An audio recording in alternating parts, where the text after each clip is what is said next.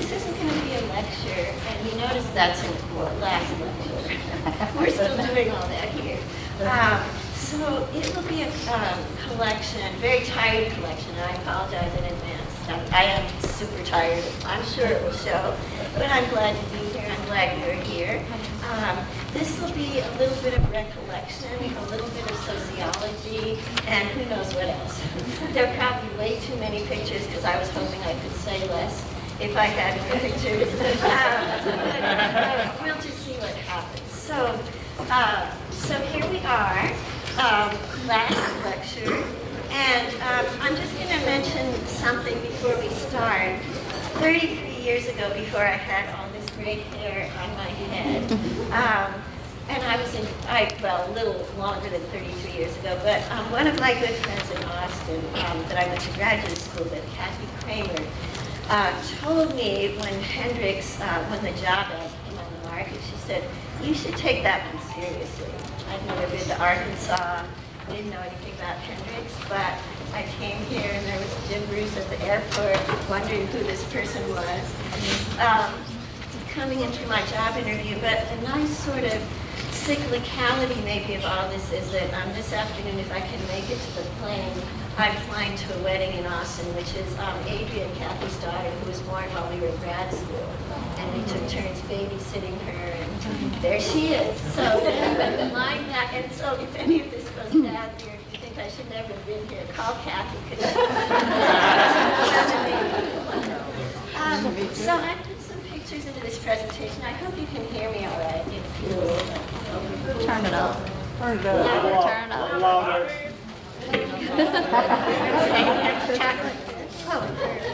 Fix it in there. Is that better? No. I could just yell and not yell. Can everybody hear me? Not really. Not really. Not really well. Well, should I just take it off and yell? No. Just yell, we'll leave it on. I will just speak more loudly. All right. Many years ago, in my earlier years when Ian was still here, he once walked by a class that I was lecturing in. He said, I can't believe how loud your voice is. That we have to learn to project. But anyway, I don't want to waste time. So I put some pictures into this, and one of the first ones is, for better or for worse, we all come from somewhere, and I came from these people. These are my parents who came to the United States from what's now the Czech Republic. I think those things matter. My dad was a professor. That baby, you can't tell, but that's a typewriter. I had my little fat fingers on because I was just fascinated with the sound of typewriters and what was going on with that. And I know that doesn't explain my love of and connection to writing, but something about that message got through to me, even though we never thought I would teach. That's another matter. I found this picture not too long ago, and I was on campus. My dad was teaching, and somehow those are students, seminar students outside. This is emblematic of the fact that I never was good at sports. I love physical activity, but that's kind of about what I do with a soccer ball. That other picture is in Paris. When I was about 5 or 6 years old, my dad had a fellowship there, and it also is the fact that since all of my immediate family was always in what was then Czechoslovakia, there was a back and forth and kind of wondering where you belong, but also being enriched by having access to both of those languages and cultures. So I just stuck that in there to talk about origins a little bit. I'm not going to go through the rest of my biography, but you should know I graduated from college. Did some traveling. My mother is smiling, but she probably was very concerned about that background. And when I got my BA, I went to Europe and worked in a hotel in Switzerland for summer, and then backpacked around, and eventually, and that's in Switzerland, my hotel, suddenly came on. My hotel job was to make beds and wash dishes, but right on the side of the Alps, so every chance I got, I did that. Ooh, that really is, okay, now that's good. Then I ended up in Kuwait for a year and a half, had my first real job as a professional, as an English editor. And that's what I'm going to say about the past. because I ended up here. And yeah, I found this article in a departmental file I had from kind of early on when I was here. And that's what things were like. In fact, they were interviewing me about a trip I'd taken to the Czech Republic. Okay, I made this diagram because I didn't want to just have photographs.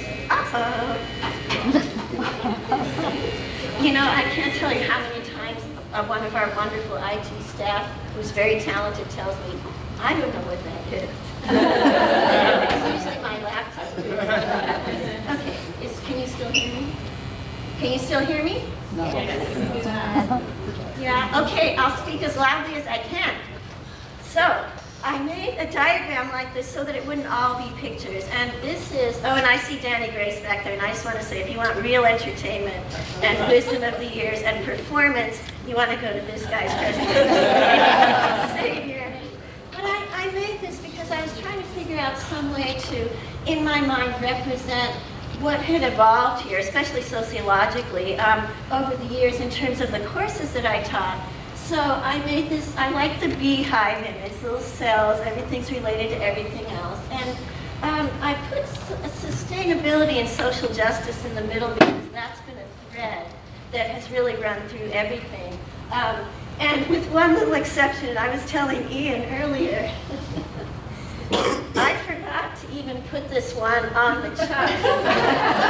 And it's because sociological research methods, it's very important, but it was not something, it's not something I would have volunteered to teach. Probably the most fun I had was when Ian and I team taught politics and sociology majors in that and did it our way. But I made this diagram because I wanted to kind of show what had happened over the years and also how integrated some of these things are. And I was also thinking that there are cohorts of students who, I should have a pointer, but I'm just going to run around. I have cohorts of students who knew me sort of in this era when I came here and I taught social problems. I taught gender and family. And I taught the urban community pretty early on, but I have really fond memories of the social problems classes because they looked at, the class looked at social inequality, race, class, gender, institutional violence, and how do you try to fix any of this. And I had wonderful students who really wanted to talk about that and think about it, and went on into the world. And in our more recent turbulent times, where things are so stirred up, I've even had messages from some of them about how much they valued having that kind of a perspective. I wish they needed it less, but do. Gender and family, I eventually traded that off with Lisa Lights, who was with us in sociology for quite a while, because she specialized in gender and media and things like that, and I wanted to do environmental sociology. But I still to this day, it started a while back, but I still to this day run into students who are now have families and kids, and they remember the things that came up in that class. It was cross-culturally focused, but it also just really looked at how we construct gender and family and expectations. So that's one of my favorite things, is to meet students who have been out for a while and tell me about those things. So this was kind of that first cluster.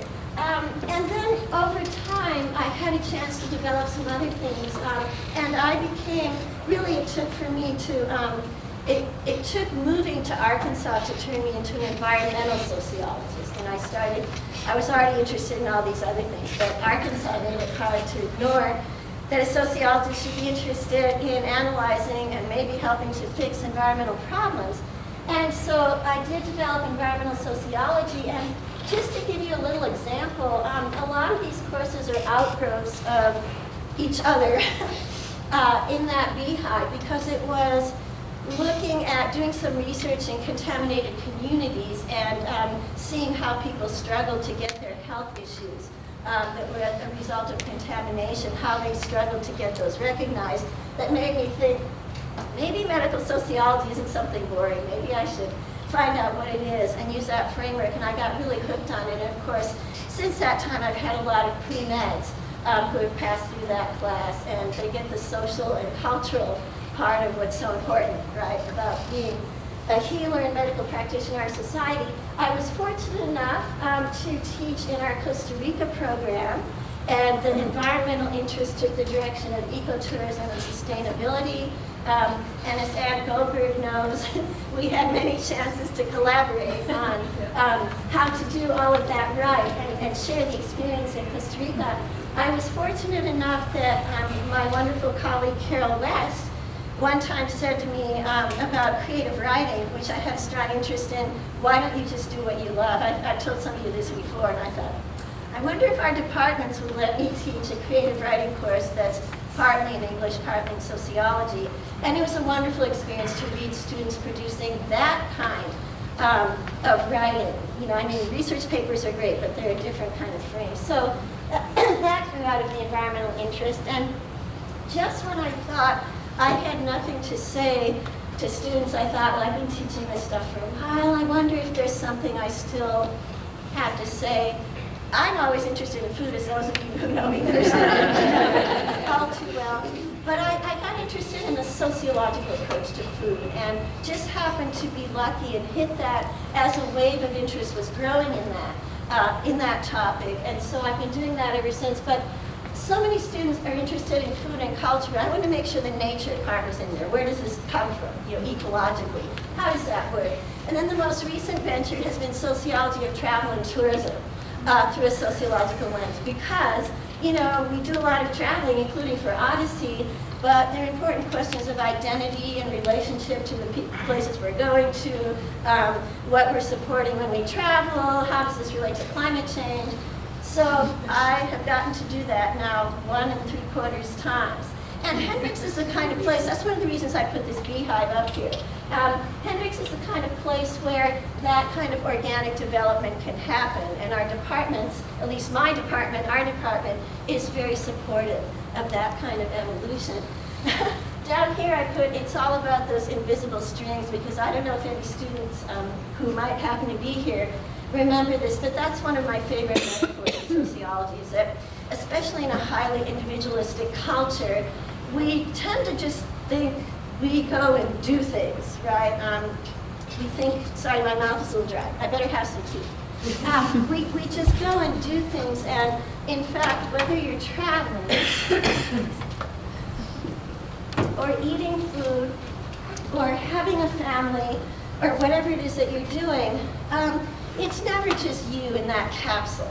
There are things, and I call them invisible strings, because when you see, for example, when you buy a cup of coffee, how that invisible string ties you to the place that it was produced in, who produced it, who shipped it, who's selling it to you at Starbucks, who decided what the price should be, does that price trickle back to the original farmer? It's all about those invisible strings, and it might be racial discrimination, it might be gender constructions, it might be images of the city and how we envision what a city should look like. But I'm dragging them right now. I'm surrounded by these invisible strings like spaghetti. And when students major in sociology, I think they take that element of what we call the sociological imagination with them. Oh, thank you. But if you're not a major, I think you still are encouraged to think about that and how those strings help you think about, what am I supporting when I do this? And is it important maybe to know the origins of this, and also where things land, which could be toxic electronics in China or in India or something like that, right? So that's the basic metaphor. This is the beehive. And Hendrix has really helped me to do that well. And I have to quote Amy Meredith Forbes, right? Who came up to me once in Little Rock a couple years after she was out of Hendrix, graduated. Was it a couple? Like a couple decades.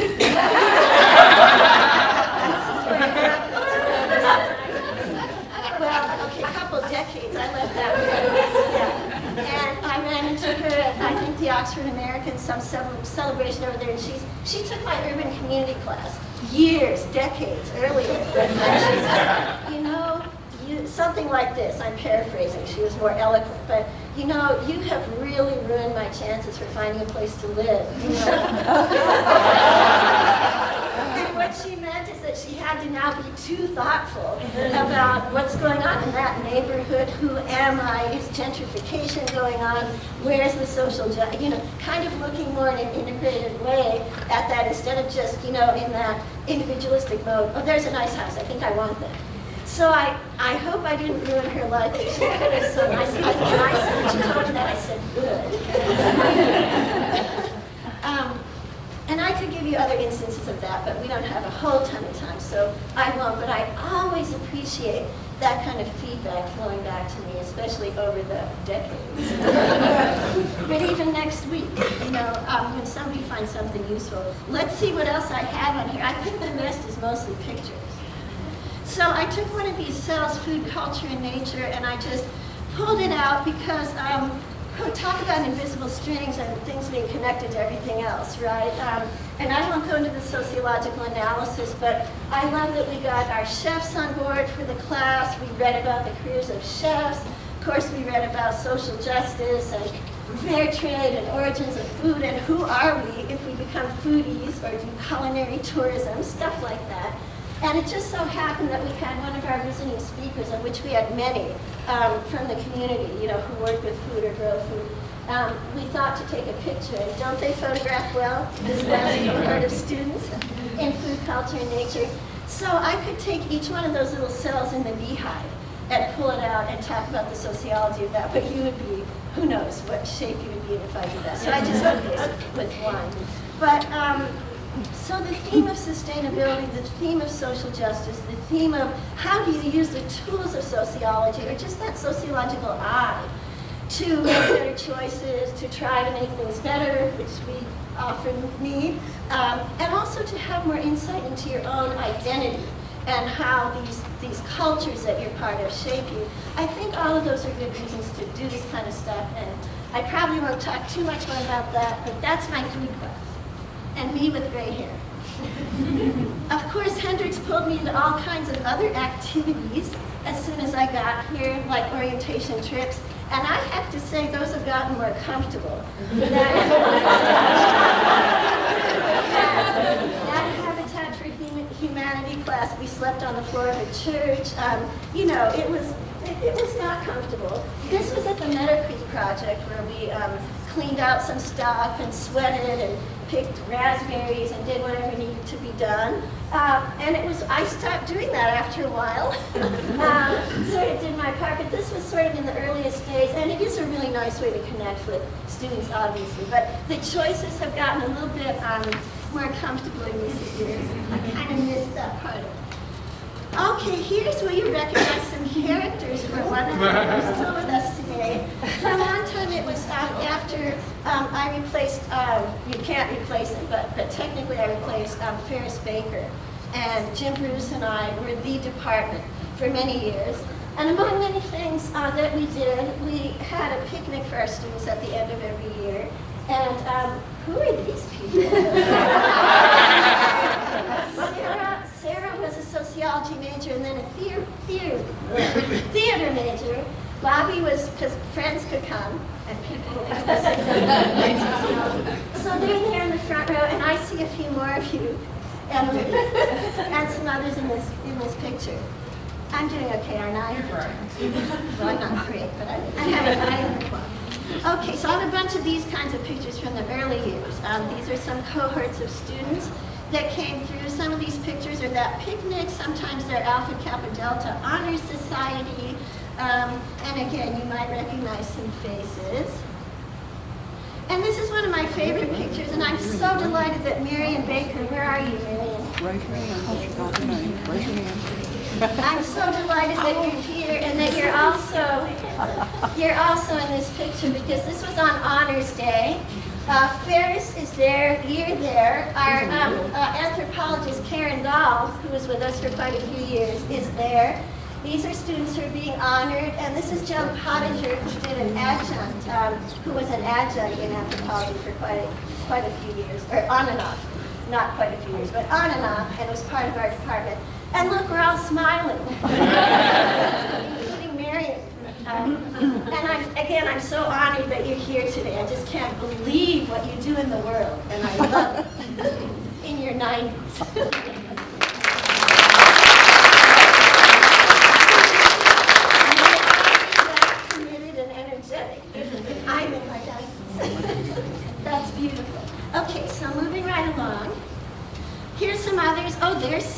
again. This is the undergraduate symposium there on the left, a very windy day.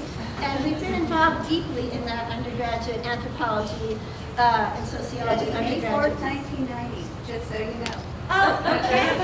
There you have it. Yeah, yeah. And on the right, another cohort of students, and you'll probably see Jessica Pettit in the middle, and she came and visited our campus not long ago, and I have that picture in here later. And she's holding a sign that says Woody, because Woody was missing from our picture, and we didn't want him to be missing. Oh, and I wanted to mention, so Hendrix gave me some interesting opportunities along with all the work. My wonderful colleague, Carol West, early on when I was here, organized, got an Arkansas Humanities Council, what do you call it? Can't think of grant, yeah. And the four of us and Carol went around to retirement centers in Arkansas and organized discussions on novels, people with novels, and we would discuss them. And that's just the kind of thing that she's been up to the whole time that she's been here. And I love the interdisciplinary collaboration in our younger years there. Some of you knew Professor Meriwether when he was here, a universe in himself. One time we got a chance to collaborate teaching urban community together. And was that ever an interesting thing? And again, you see some of the, what? Oh, I thought someone said something. So that was a privilege and very interesting, and we had students who liked that experience. I also crawled through and around many old cemeteries in Arkansas when I first moved here, because Professor Meriwether was involved in a documentary project for Faulkner County to find abandoned cemeteries, and that's where I first learned about seed ticks. I didn't get per lead. I stopped counting at 150, and learned I was in Arkansas. But that was a wonderful experience, and Hendrix just does that kind of thing. Opens the door. Then there were lots of graduations, lots of wonderful students, and these are completely arbitrarily chosen because I happen to have pictures. Juanita Sanford, for whom we named our Social Justice Prize. Ferris Baker, for whom we named a departmental prize award. Katie Falgood there receiving it. Oh, Sarah Beth Estes, who graduated from here, was invited back as an AKD, Alpha Kappa Delta speaker. And you can see us evolving. And Sam and Dustin, they're wonderful, inspired posers, all wonderful students. More graduations, and some weddings, by the way. On the right, there's a wedding. This was Michelle Viney's wedding, and occasionally I would be part of that. She happened to have a photo booth, so by then I'm great. More of our students, including recent years, a graduation card that I especially liked, Save the World. Too many to name, but I wanted to put the pictures up here. Alpha Kappa Honorary Societies, and there's Jessica coming back in recent life. Taller, bigger than I am, but doing inspiring things in the world. Lynn John, who has gone on to do wonderful things and has Skyped back into our advanced research practicum class, and our department's evolved. So there's Lisa Likes. The only person missing in these photos, I realized last night, is John Toth. For some reason, he wasn't on my photos, but he was our chair for a while, and Lisa was with us for a time. Then the most recent version is Mike Miyawaki, and there we are. Brett, Ann, Stacy, me, Mike. And at Ann and Brett's house, one of our wonderful end-of-the-year senior parties. And there's even little Bailey and Stella. So we grow organically like that beehive, and maybe some other images even better, but it's been nice to do all that. I have seen some things come and go, and this is kind of bittersweet. So being involved in environmental studies and being interested in being an environmental sociologist, I know that a group of students, and Joyce and others know this too, studied permaculture and created in 100-degree heat in August, created a beautiful garden that was meant to be an edible forest garden for the future. And they put a lot of work into it. It was gorgeous, very well thought through. but you also discover with sustainability, you can't just make stuff. And for a while, we had people who could take care of that, students who could do that, but students often leave in the summer, and if you go over there right now, you'd never know. But under the ground, there's this beautiful story, and for a while, we had trees growing and herbs and other plants, and the good story is that the students who were also seeds, right, they went on they kept this interest, and they're taking this out into the world. So hidden archaeology of our if you're around long enough, you see that. I got pulled against my will into some wonderful ventures. I don't like speaking in front of people, as most of you know, much less a stage, but there was a very wonderful collaborative project that Lucy Dubose and some others put together, and they actually pulled me on stage, and I like the metaphor because there we had to move around and wake students up. And, you know, that's kind of what we're trying to do, right? And they wake us up as well. And I got to sing with these wonderful members of folk faculty, some of whom are here, and the membership shifts a little bit, but there's Mark Sutherland, Ralph McKenna, and Joe Lombardi, who probably have been the most regular participants in that. And I hate singing in front of people, but I love the music, so, you know. So I have to thank them for the opportunity, even though, you know. Traveled to the Galapagos Islands on a trip that Matt Moran put together. That's Will, who many of you know. And someone happened to take that picture. Had the privilege of teaching in Costa Rica many times. Then you might wonder, did I do anything else during this time? Because I really wanted to, I didn't want to publish a lot of stuff, but I wanted to write things that I really cared about. And as you know, there's no time to do that most of the time. But I just put these slides on here because these are some of the things I was trying to do. That on the left is my very inspiring PhD dissertation advisor, Joe Fagan, and John Gilderblum, with whom I later co-authored this book about tenants' rights that came out of my dissertation. And I don't care if it's an academic situation or some other situation. If you can find a good mentor, it's worth its weight in gold. Because sometimes you just need to brainstorm, sometimes you just need a person who's outside of your own head to talk to you, but also all of us have different resources, and he was great.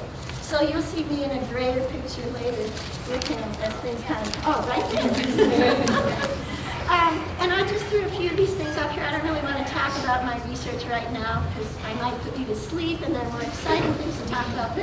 But I have loved being able to be involved in all of these particular things. And I love that photo with Joe Fagan after all the years because there's a book just in the other bookstall at our ASA meetings that had a chapter from me that cited Joe.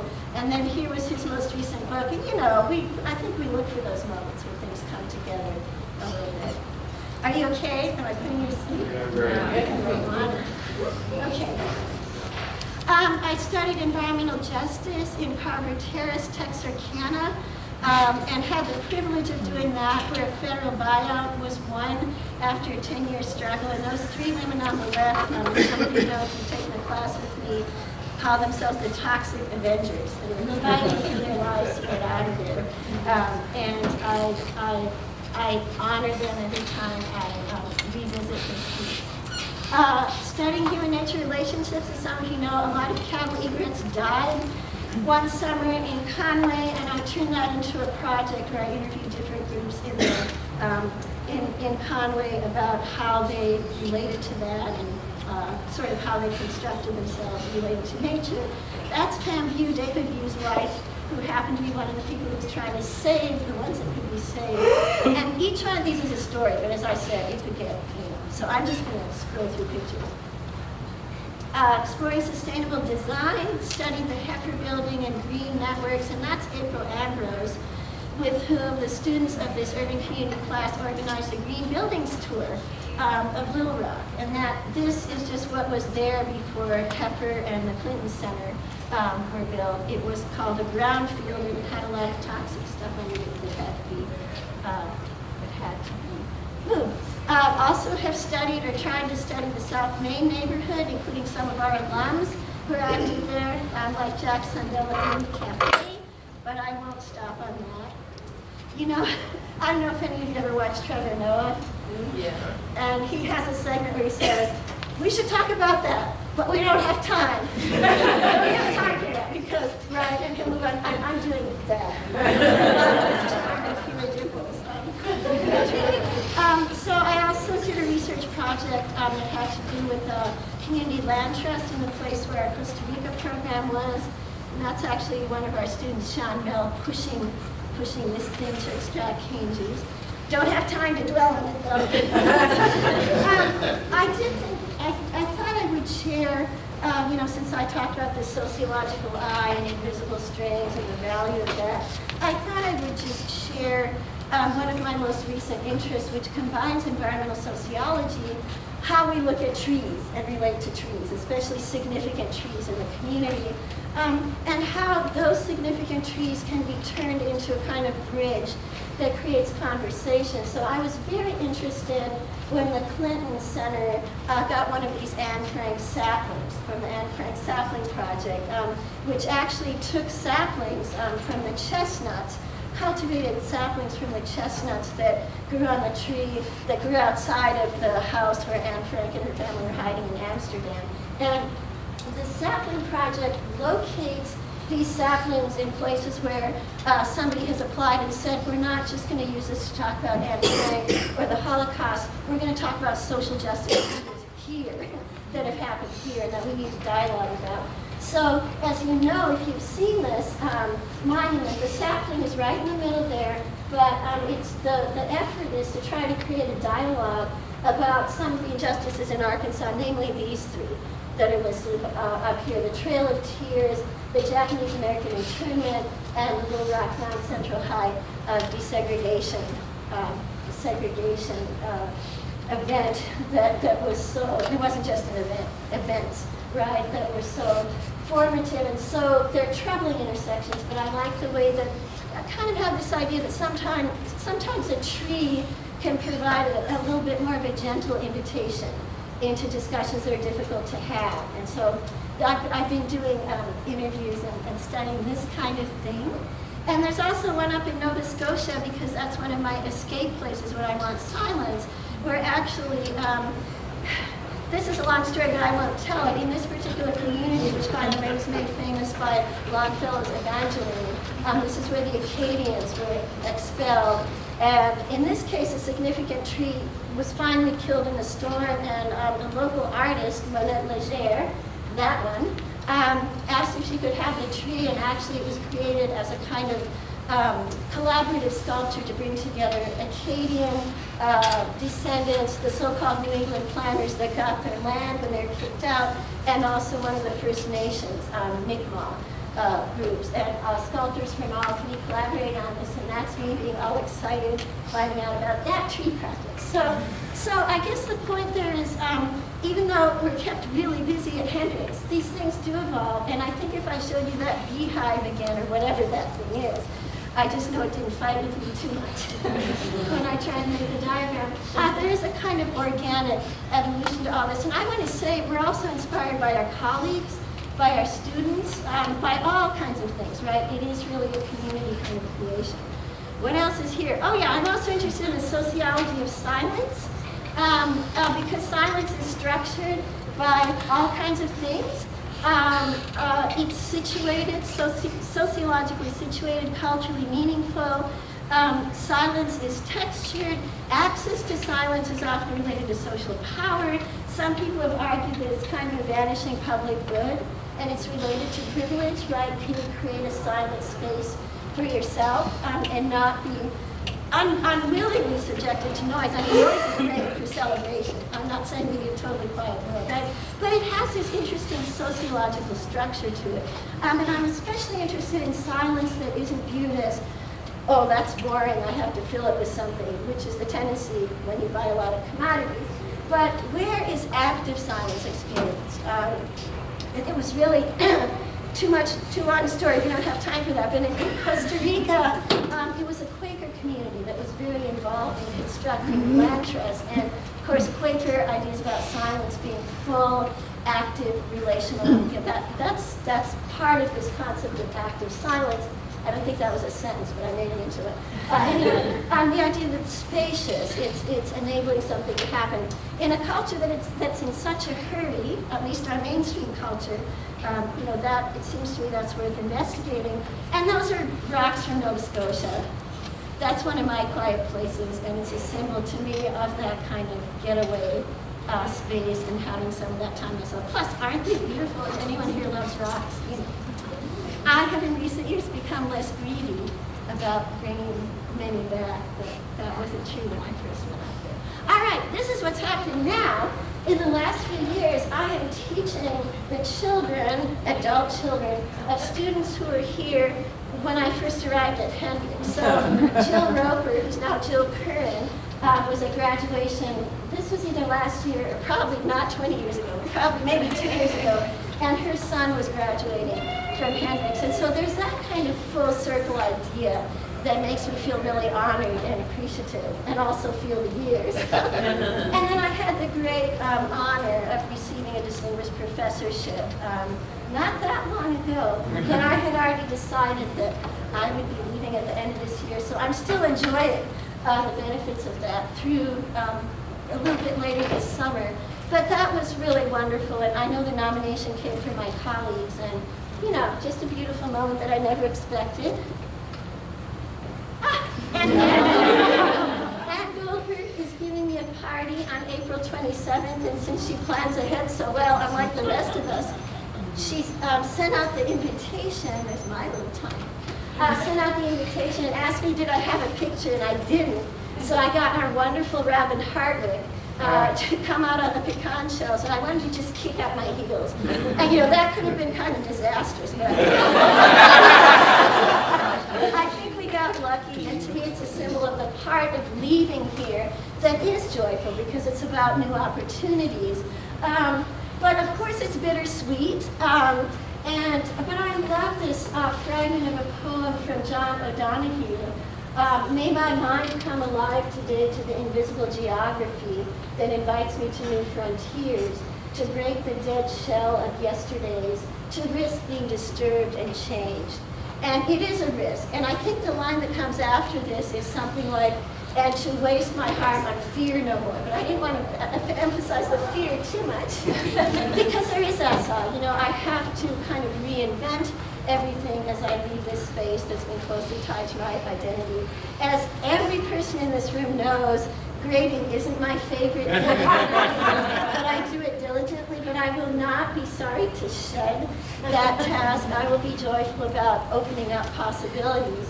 But it is a mixed kind of feeling. And a parting thought, because I probably should be winding up in the near future, is if we went back to that beehive and the invisible strings and the sociological imagination, I just feel proud about being in a place where I could share the value of that way of looking at the world, make it as flexible as possible for students so that they could lean on that and understand themselves and the world better, hopefully to work for a more sustainable environment, sustainable society environmentally and socially and in all kinds of ways. And so I'm thankful to the whole Hendricks community, even though the gray has sprouted on my head and we've solved a lot of problems and met a lot of challenges over the years. I'm glad we're here. I'm glad you're here.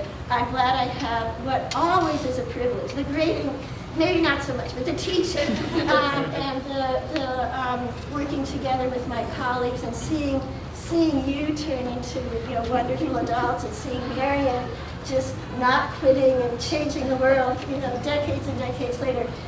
It's a wonderful thing, and so I'm glad to be here, and I thank all of you, and I think probably I should, I don't have any more pictures, I think probably I should leave it there.